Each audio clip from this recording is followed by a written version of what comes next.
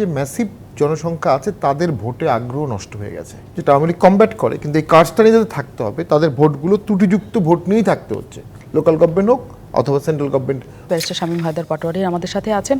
জনগণের পক্ষ থেকে আসলে জনগণ কেন একজন নির্বাচনে ভোট দিতে যাবেন, এই স্থানীয় সরকার নির্বাচনে এই গরমকে উপেক্ষা করে, কোন লোভে কোন আশায়? বাস্তবতা হচ্ছে বিগত ভোটগুলোতে জনগণ ভোট কেন্দ্রে যাচ্ছে না, জনগণ থেকে ভোট কেন্দ্রে নিয়ে যেতে হচ্ছে। এটা খুবই কঠিন একটা কাজ, তাদেরকে মোটিভেট করতে হয়, তাদেরকে রিকোয়েস্ট করতে হয়, সাংগঠনিক কাঠামো লাগে, নেটের মতো অনেক সময় ক্যারিং কস্ট দিতে হয়, ক্যারিং সিস্টেম করতে হয়, যেটা নির্বাচনী আইনে কিছুটা বাধাগ্রস্ত আছে।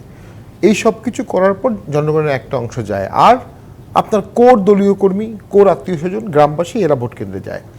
এর বাইরে যে ম্যাসিভ জনসংখ্যা আছে তাদের ভোটে আগ্রহ নষ্ট হয়ে গেছে, এইটা হচ্ছে গিয়ে বর্তমান বাস্তবতা। এবং আওয়ামী লীগের একটা কার্ডস হচ্ছে, যেটা আওয়ামী লীগ কমব্যাট করে, কিন্তু এই কার্ডসটা নিয়ে যাতে থাকতে হবে তাদের ভোটগুলো ত্রুটিযুক্ত ভোট নিয়েই থাকতে হচ্ছে, লোকাল গভর্নমেন্ট হোক অথবা central government.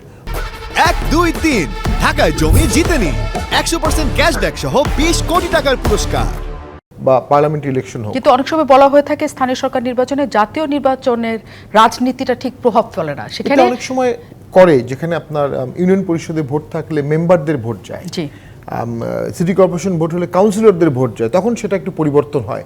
But then again আমরা ঢাকার সিটি কর্পোরেশন ভোটে তো দেখেছি 20% ভোট হয়নি। এরপরও তো উপজেলাটা আবার এমপির কাঠামোতেই হয়, কারণ বড় একটু জুরিসডিকশন। তো সেইখানে আমার কাছে ভোট কাস্টিং তো পার্লামেন্ট ভোটেও হয়েছে 42%, এর মধ্যে যদি আপনি অনেকে ডিসপুট করছে, বাট 42% তো একটা ছোট নাম্বার, 60-70 তো আর না। সেই জায়গায় ঘাটতিটা রয়ে গেছে, এই ঘাটতিটা পূরণের দীর্ঘস্থায়ী সমাধান করতে হবে।